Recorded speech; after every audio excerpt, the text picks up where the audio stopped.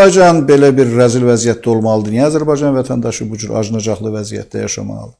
Məsələn, ərəb ölkələri var ki, elə hər bir anadan olan uşağın hesabına küllü miqdarda vəsait qoyulur. Evlənən hər bir yeni ailəyə ev tikmək üçün torpaq sahəsi verilir.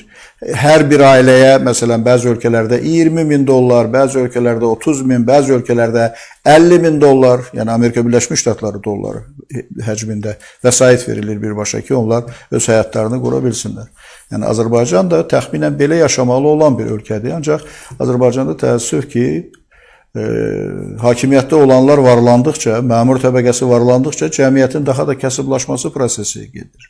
Yəni, cəmiyyətin dolanışığı üçün, insanların dolanışığı üçün şərait yaradılmır. Əksinə, onlarda əvvəl mövcud olan şərait onların əlindən alınır. Məsələn, kənd təsərrüfatında ən vacib məsələlərdən biri su məsələsi, suvarma məsələsidir.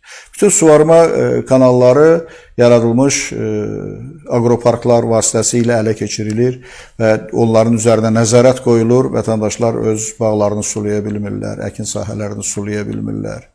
Və ya, məsələn, heyvandarlıq sahəsi üçün ən vacib olan məsələlərdən biri örüşlərin olmasıdır. Örüşlər ələ keçirilir, örüşlər əkin sahələrinə çevrilir. Örüşlərdə Azərbaycan dövlət rəhbərliyində olan şəxslərin, nazirlərin, komitə sədrlərinin, yəni onların saysız hesabsız malqarası o otlaqlardadır, orada fermalar açıblar, orada qoyun fermaları yaradıblar, qoyunçuluğu inkişaf etdirirlər. Yəni, vətəndaşa hətta çobanlıq edib, çoban olub, çoban kimi ailəsini dolandırmaq, bu qoyununu artırmaq hesabına ailəsinin yaşayışını təmin etmək, bu iri buynuzlu mal saxlamaq hesabına ailəsinin dolanışığını, ətini, yağını, südünü təmin etmək üçün onların əlində olan minimum imkanlar da vətəndaşların əlindən alınır, bilirsiniz.